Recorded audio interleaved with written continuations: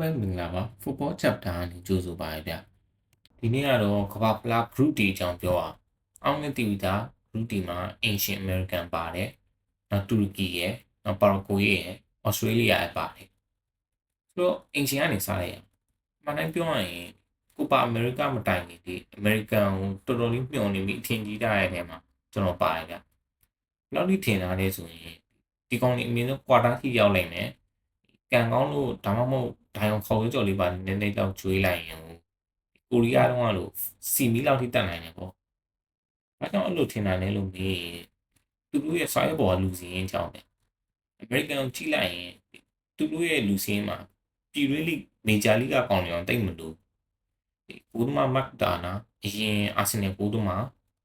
အခုတော့အသင်းဟောင်းဒီ New England Revolution မှာကစားနေ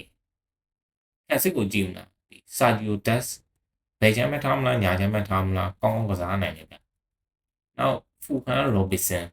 တိုက်စစ်တီကောင်းကောင်းမွန်နိုင်နေစွမ်းရှိရသူ။နောက်ဆယ်တစ်က Aston Trusty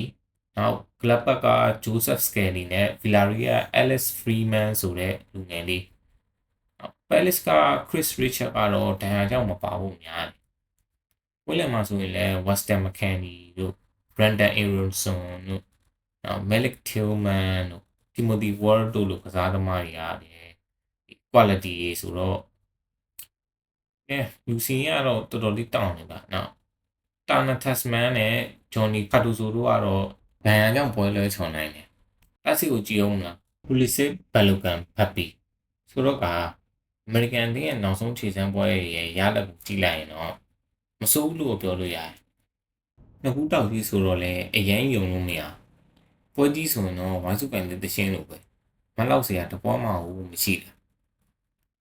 အင်ရှင်အားသာချက်ရှိတယ်လို့ပြောအောင်လဲကိုယ်တိုင်လည်းအင်ရှင်လုပ်ပြီးတော့အတင်းကြီးတွေမြန်မာစားမရှိရဲ့ကိုပါအမေရိကမှာဗာများလုပ်နိုင်ခဲ့လို့ကနေဒါတော့စီမီတက်ခဲ့တယ်ဆိုရင်သူတို့ကအဲ့လူစင်းနဲ့ကွာတာထိတော့ရောက်ခဲ့တဲ့နေမလားသူတို့ကြော်ပြီးကွာတာတက်သွားတဲ့အတင်းအောင်ဘယ်တင်းလဲဆိုတော့မပြောတော့ဘူးဗျအားလုံးလည်းသိတယ်ဟုတ်တော့ဒါတော့ကွန်ဆာဗတ်နေရှင်းကြီးအကြောင်းဒီကြောင်ဆောင်ပေးလိုက်အောင်အတူချုံပြောရရင်အဲ့အချိန်ကနီးပြမော်ရီစီယိုပိုချက်တီနိုရောက်လာဒါတော့စီတူလန်ထက်အဖြစ်ဆိုးနေသေးရဲ့ဒုတိယလူဖြစ်ဖို့မပြောနဲ့တတိယလူအောင်မဖြစ်ခဲ့ဘူးလေကွန်ဆာဗတ်ကိုကမှာတော့ဒုတိယလူတော့ဖြစ်ခဲ့ပါတယ်ဒါကလည်းစီမီမှာဗာဒီမာလာနဲ့တွေ့ခဲ့လို့ပါဒီနေရာမှာကျွန်တော်မေးကောင်းမေးနိုင်တယ်ကတာကတော့ထားပါတော့ကွာတွေ့ကြုံရှိသေးလို့ရုရှားကဆိုရင်ကွာတာထိတက်ခဲ့ရဘာပြောမလဲပေါ့ဟုတ်ကဲ့အချိန်တွေကမတူပါဘူးအဲ့အချိန်ရုရှားဘယ်လောက်ကောင်းလဲဆိုသူတို့စားရဲပေါ်လူစီရင်းနေပွဲစဉ်တွေကိုအပင်ပန်းခံပြီးတော့မကြည့်နဲ့သူတို့ဘလို့အတင်းနဲ့တွေ့ခဲ့တယ်ဆိုတာကိုပဲတစ်ချက်ကြည့်ပါစစ်ကြောက်တဲ့အဆင့်မှာစပိန်လိုအတင်းကြီးကိုပန်နတီအဆုံးဖြတ်ပြီးဆွဲခေါင်နိုင်တယ်ပန်နတီမှာသူတို့နိုင်တယ်ကွာတာတက်တယ်ကွာတာမှာအဲ့ဒီက final တက်ခဲ့တယ်ဒီ Croatia ရဲ့ Golden Generation နဲ့တွေ့တယ်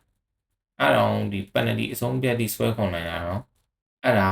ရုရှားရဲ့အင်ရှင်အားသာချက်တစ်ခုတည်းကြောင့်မဟုတ်တာတော့သိကြရဗျ။ဒါမှအမေရိကန်မှာအင်ရှင်အားသာချက်ရှိနေသေးတယ်လို့ပဲထင်နေရင်တော့အုပ်စုတွင်ကျန်တဲ့သုံးကောင်နေရာကိုတရွေးဆွတ်သွားနိုင်တယ်ဗျ။သူတို့ရဲ့ play style သုံးသပ်ရရင် out of position မှာ high tempo pressing ပုံစံနဲ့ဖိအားပေးလိမ့်ရှိတယ်။နေတဲ့ကောင်ဆိုအလုံးကြီးနဲ့ပို့ဖိတယ်။ဘောလုံးရတဲ့အချိန်မှာတော့နောက်တန်း3ယောက်နဲ့3လေးနှစ်တဲ့ပုံစံပြောင်းကစားလေးရှိပြီး positional flexibility ဖြစ်အောင်ပြန်တည်ဆောက်တယ်။ပြီးရင် quick counter ပုံစံမျိုးနဲ့တိုက်စစ်ဆင်ပြီးတောင်ပန်နောက်ခံလူတွေဖြစ်ကြတဲ့ Robinson နဲ့ Sergio Dest တို့ကအတွင်းထဲကိုဖြစ်တင်ပေါ်ဒီကန်တင်ပြီးတဲ့ပုံစံမျိုးနဲ့ကိုရအောင်စူးစမ်းခြင်းမျိုးပေါ့။လက်ရှိ American အသင်းပေါ်ကျွန်တော်မြင်တာကတော့သူကအင်ရှင်ဖြစ်ပေမဲ့အုပ်စုတွင်းမှာတော်တော်လေးရုံးသွားနေတယ်။ခမ်းတင်အုပ်စုအဆင့်နဲ့စောစီးထွက်ရနိုင်တယ်ဗျ။ဒီတော့ Aussie လဲလိုက်အောင်ဩစတြေးလျကိုဒီအုပ်စုရဲ့အင်အားအနည်းဆုံးအသင်းလို့အများဆုံးယူဆထားကြတယ်။ဒါပေမဲ့အော်စီကတော်တော်မာတဲ့အသင်းပဲ။သူကျင်းတဲ့ချက်ထဲရောက်သွားရင်နည်းနည်းကြောက်ဖို့ခေါ်ဒီဂျပန်လိုအသင်းမျိုးအနိုင်ခံဖို့လိုရင်ကန်ဒီအနိုင်ခံပြတာမျိုးသူကလည်းဒီခြေစမ်းပေါ်ရလက်တွေကအားရစရာတိတ်မကောင်းအမေရိကန်နဲ့တိတ်မကွာသူမတာကွာသူပါပဲလူစင်းကိုကြည့်ရရင်ဦးမရိုင်ဒီဖီနူကဂျော်ဒန်ဘော့စ်တို့ ဆွမ်စီကဒီကင်မရွန်ဘာဂတ်စ်တို့ပါမာရဲ့လူငယ်ကစားသမားအလက်ဆန်ဒိုဆာကာတီတို့ကွင်းလယ်မှာလည်းချန်ပီယံရှစ်မှာကစားနေတဲ့သူအများပြားပါတယ်ကာတစ်ဖ်ကအဲလက်စ်ရိုဘတ်ဆန်နောက်ဝတ်ဖိုကအာဖန်ဒါတို့နောက်မီဒယ်ဘရော့ကမက်ဂရီတို့အဲ့စစ်မှာတော့ဒန်ယာကနေပြန်တက်တာလာတဲ့ဂုတ်ဝင်းရှိရဲ့အော်စီရဲ့ဘယ်ချမ်းမှာတော်တော်လေးကိုအားကိုးရတဲ့ဘဲတောင်မှာကစားသမားတွေဖြစ်တယ်အသက်ကလည်း34ရှိပြီဆိုတော့အတွေ့အကြုံနဲ့အများကြီးရှိတဲ့ကစားသမားတစ်ယောက်လေးဖြစ်တယ်ကျန်တဲ့သူရောသူပြောစရာမရှိတော့နာမည်တွေထိုင်ယူပြမနေတော့ဘူးမာကျော်တဲ့အလင်းတင်ဖြစ်တာနဲ့အညီအုပ်စုအတွင်းကျန်တဲ့3កောင်လုံးဒုက္ခပေးနိုင်တယ်လည်းရှိဒီအုပ်စုထဲမှာအမေရိကန်ထက်ပိုတဘောကြနေတယ်။အော်စီအကြောင်းကတော့သူသိပြောစရာမရှိတော့ဘူးဆိုတော့ပါရာဂွေးစီသွားလိုက်ပါရာဂွေးကဒီတောင်အမေရိကအတင်းတောင်အမေရိကအတင်းဆိုတော့တည်တဲ့အတိုင်းပဲဒီဥရောပအတင်းကြီးတွေကိုတိုင်ပအောင်လုပ်နေ။ဒါပေမဲ့ခြေစမ်းပွဲရလက်တွေကအားရစရာတော့မကောင်းပဲအစိုးလို့ပဲပြောလို့ရတဲ့အနေအထားမှာမရှိ။လူစီးရင်မှာလည်းအဓိကကစားသမားတွေဖြစ်ကြတဲ့အယ်မီရွန်ရာမွန်ဆိုဆာနောက်ဆန်တာလန်ကအိုမာအယ်ဒရိုက်တို့လိုဒီကစားသမားတွေကဒဏ်ရာထားကြတယ်ဆိုပေမဲ့ဘဝဖလားကိုဒီလွဲချော်အလောက်တဲ့အထိတော့မကြီးမားကြဘူး။ပေါင်နိုင်မှုတော့ရာခိုင်နှုန်းတော့ပိုများတယ်။လူစီးရင်ထဲမှာဥရောပအခြေချကစားသမားတွေမပါဘူးနဲ့ဘရာဇီးလျကစားသမားတွေပါတယ်။ပါလမီရက်စ်ကဂတ်စတာဖိုပိုမတ်စ်တို့မေရီစီယိုတို့ဆာပလိုကဒါမီယန်ပိုဘတ်တလာတို့ပြီးဥရောပမှာကစားနေတဲ့သူတွေကိုကြည့်ရရင်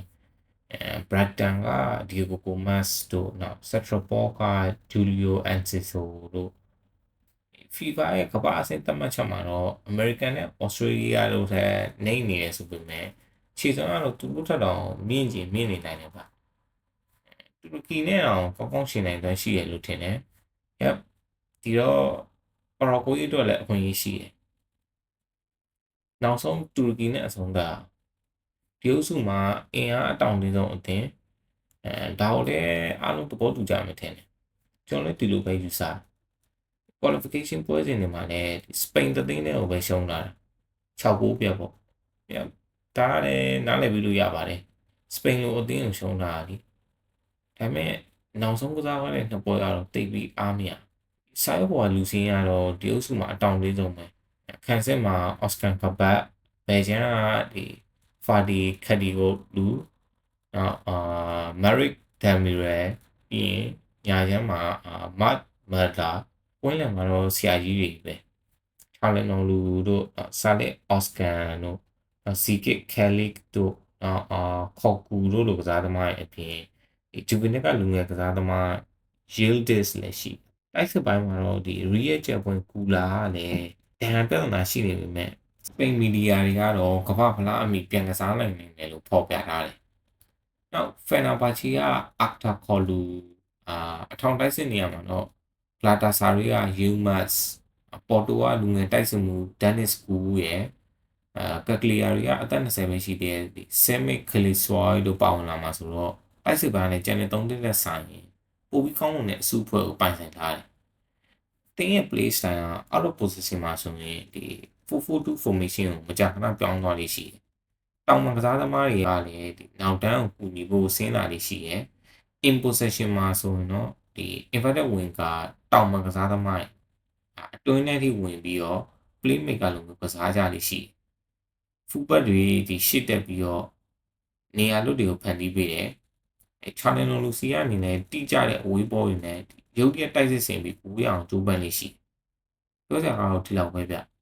လေးသိန်းလုံးကိုခြုံငုံကြည့်ရရင်တသိန်းနဲ့တသိန်းခြေတန်းကတော့အရင်မကွာရဲ့အပြင်မျှတော့မျှနေသေးရဲ့ဗျဒါကြောင့်ကျွန်တော်ထင်တာကဒီ group ဒီပွဲစဉ်တွေကပေါ့ဆောင်းဆိုင်စီပွဲစဉ်တွေဖြစ်မယ်ထင်တယ်သိရမလားကကြီးကဆက်ကူနိုင်တယ်ဆက်ကူကကြောက်တုံးကိုပြန်နိုင်ပြီးတော့ဆက်ကူမနိုင်တဲ့ကကြီးကိုကြောက်တုံးကပြန်နိုင်ပြောချင်တာကဗျာအုပ်စုနောက်ဆုံးပွဲစဉ်တွေဒီဖြီတက်ကောမပေါ်သေးပဲနဲ့ဇရာကလည်းအမြဲအပြောင်းလဲဖြစ်နေပြီးတော့တသိန်းနဲ့တသိန်းကအမှတ်တွေကတိတ်မကွာအုပ်စုနောက်ဆုံးပွဲစဉ်တွေအထိအုပ်စုပထမနေက၄သိန်းလုံးတော့မျှော်လင့်ချက်ပူစီနဲ့ရှိနေကြတယ်အုပ်စုအောက်ဆုံးဖြစ်မဲ့အတင်းကတော့တော်လေးကိုနှမျောဖို့ကောင်းတယ်နောက်ဆုံးအချိန်ဒီစူးစမ်းပြီးတော့မှဒီအမှတ်ကွာတဲ့ကြီးကြီးမားမားမရှိပဲတီတီလေးကပ်ပြုတ်သွားလို့အင်ပြန်လိုက်ရတဲ့အတင်းကလွှဲရင်ကျန်တဲ့၃သိန်းလုံးရှုံးထွက်အဆင့်တက်သွားနိုင်တယ်လို့ယူ စမယ်ကဲဒါကတော့ group D နဲ့ပတ်သက်ပြီးကျွန်တော်ရဲ့ယူဆချက်ကျွန်တော်ရဲ့အတွေးအမြင်လည်းဖြစ်တယ်ပေါ့အားလုံးကျေးဇူးတင်တယ်ညီကိုတို့ရဲ့ယူဆချက်တွေကိုလည်းဆွေးနွေးပေးသွားလို့ရပါတယ်နောက်ဗီဒီယိုမှာပြန်တွေ့ကြပါပေါ့